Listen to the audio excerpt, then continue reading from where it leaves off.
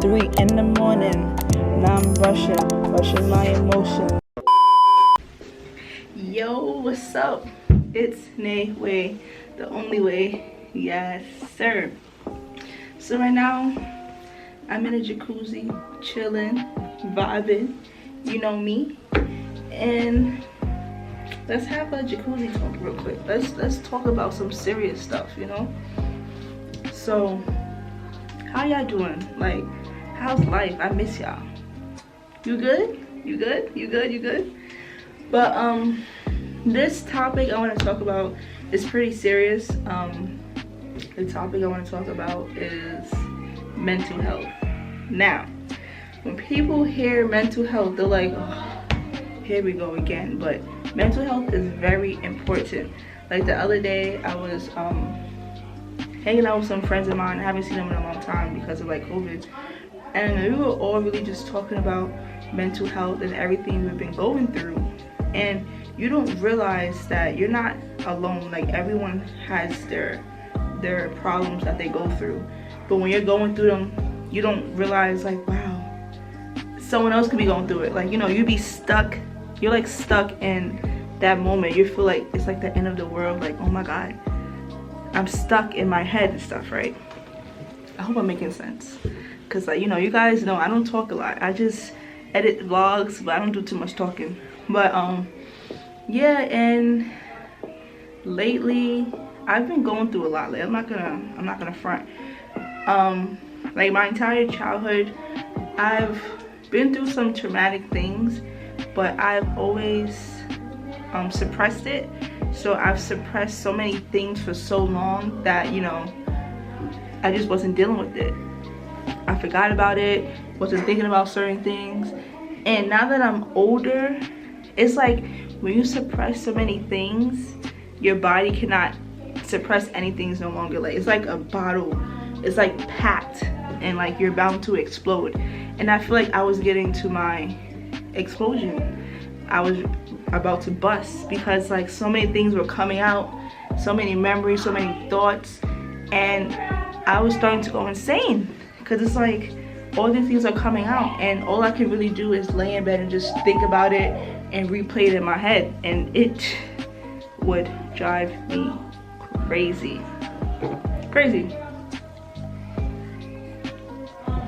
So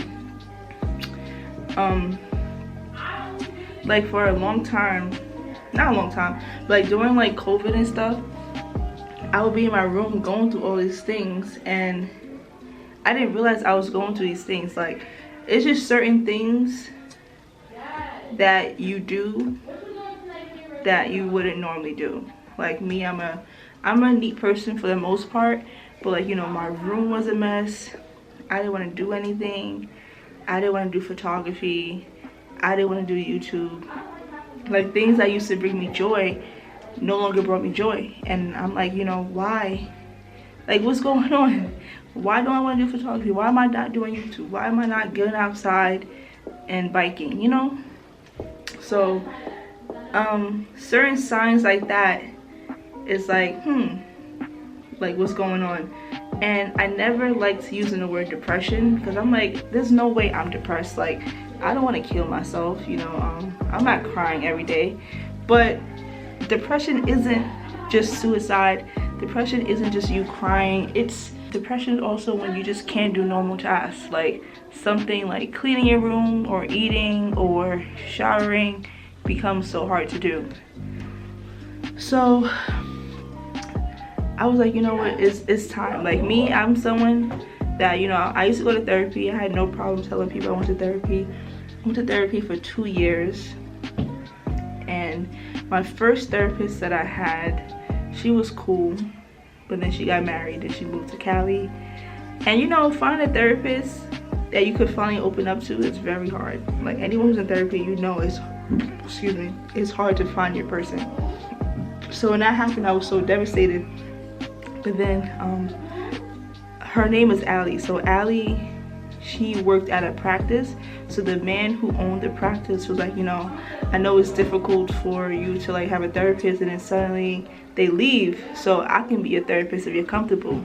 So, you know, I let him be my therapist, but like I feel like for me, certain things I shared with him, you know, like he's a white Jewish man. We don't have too much in common. Like, you know, I'm black, I'm a woman, I'm Christian. So like certain things I shared with him, like it was kind of like that disconnect. So I kind of stopped going to therapy because of that.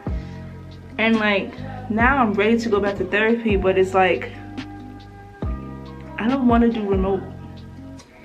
Like going, like you guys who go to therapy, you know, it's something about leaving your house and going into an office and having that interaction with a therapist. And I don't think I can get the same in person results as to like me online. Like it's gonna feel weird for me, and like just I want to be able to have, you know, my room as my room and therapy room as a therapy room. Like, and like it's gonna be weird for me like to be in my house in my room doing therapy. Like it's not gonna feel the same. So I've been having issues with that. Like I really want to go back to therapy, but I don't want to do it remotely. But I think I really need to go to therapy to save my mental, you know. I hope I'm not rambling, but just me talking to my friends, like it just really inspired me to know that I'm not alone. And then even me now, like I changed so much. I am so different now. Like I enjoy being home. I don't like going out anymore. Like my cousin had to drag me here. Like I didn't want to come out this weekend. Don't want to be home. Certain things I'm not into anymore. Like I don't like drinking like that. Like I have a drink now and I'm struggling to finish this drink. Like I don't like drinking like that. I don't like smoking. I'm just big on being sober because like right now, like the podcast I'm listening to, Growing Gardenia, shout out to her. She said this quote, I'm gonna mess it up a little, I'm sorry, but she said something like it's easy to be a victim, but it's so much harder to start your healing process. So obviously all of us, we've been through so much, and it's easy for us to be like, well, I went through that, life was hard for me. Like it's easy to be the victim, but actually going through the process of healing, super hard. So I'm at the stage where I want to be my best person, you know. I want to be mentally stable. I want to be confident, because I feel like once I get to my best part of me, like when I get to my best version of myself, nothing can stop me. I feel like that's when my confidence will go up. That's when my skills will improve. That's when I'll meet new people, you know. And like even in the future, if I do get married or I have kids, like I want to be my best self for them, you know. So I'm tired of bullshitting. I'm tired of depending on alcohol and weed and suppressing stuff. Like I'm tired of that. I'm ready to be my best person.